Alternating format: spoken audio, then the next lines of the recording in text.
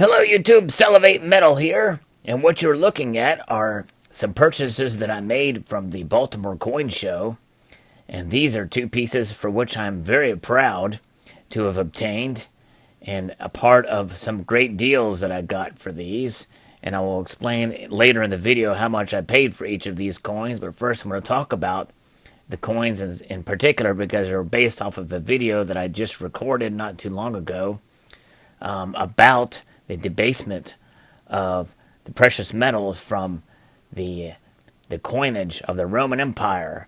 And these two pieces represent the, quote, golden ages of the Roman Empire. And one in particular, the first coin here, is Augustus, who ruled from 27 BC to 14 AD. And you can see it's a nice portrait there of Augustus on the obverse. Very nice. And on the reverse here, we have an inscription and a wreath. And I'm not sure what the inscription says, but you'll notice there's a large chunk here that's been taken out of the piece. And perhaps that was done on purpose because as the empire grew and spent more than it could afford, they began to debase their silver coinage.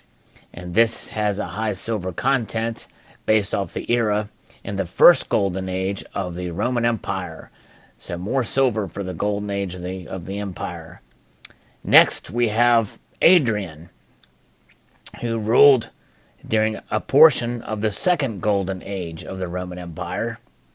And this piece is very nicely done, but you can tell that they didn't spend as much time with the portrait and the features, and it's a thinner coin, and there's less silver in it. During this era of Adrian, who ruled from 117 AD to 138 AD. But still, generally, this is pretty much an uncirculated coin for that era, whereas the Augustus coin has been worn to some degree. Beautiful pieces indeed, and but different silver content. We're going to demonstrate that here. But before we demonstrate the silver content of each of these to illustrate the debasement as time went on in the empire, I'll tell you how much I paid for each of these. $10 a piece. That's right, for silver denarii, which is equal to about a day's wages for a soldier during that time. I ended up paying $10 a piece, a great deal for these. Now, at the coin show, there were other Roman and ancient coins that sold for a lot more. There were other silver denarii that were in better condition. This piece here, I was told by the person I bought it from that if this section had not been removed from the coin, it'd be worth about $150 based off its condition. But, the question is well, are these authentic?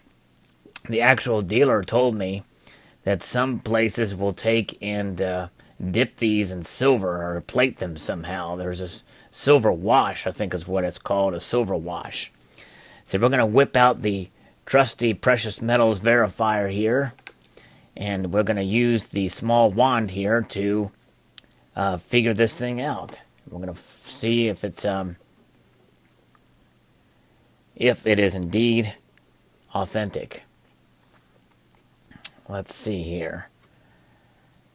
We're going to find our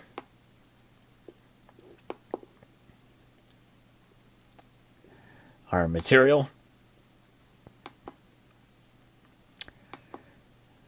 So we got silver, and we're going to go back to 90% because most of them were about 90% or so. So we're going to start that, and we're going to take a look at the sample and see what it reads. So yes, we can see that this one is reading within that scale, so it's about 90% silver. Right around 90%. Maybe a little less, maybe 89% at the time.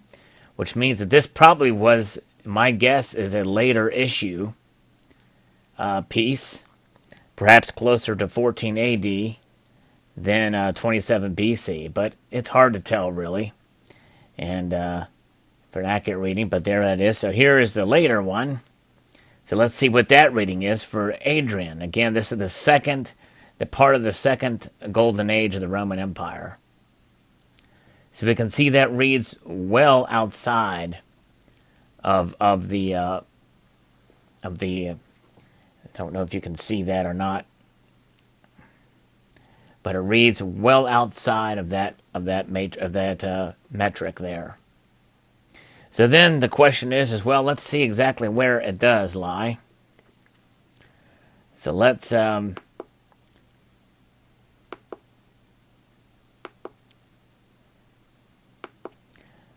find a smaller. Here we go. We'll start with this one here and see what we've got. 80%. And see what we can read here.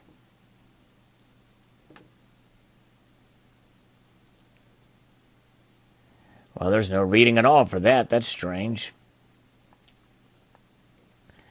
Let's see what this one reads at 80%. That barely reads. So maybe it's looking for the exact electromagnetic signature for that 80%, and it's not showing up anywhere, which means that it probably is a little higher than 80%. Let's see if we can find another reading for.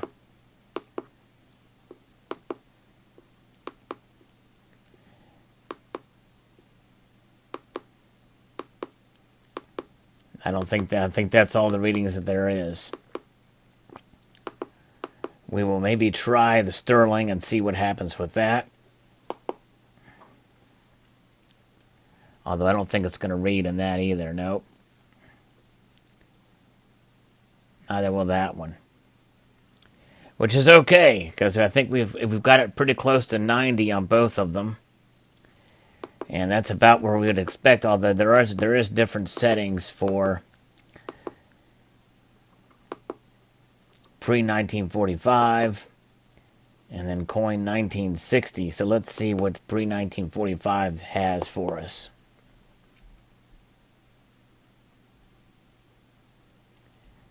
Nothing there. There's still a little bit there, but I think that's inaccurate and not a very accurate reading. But nonetheless, there it is.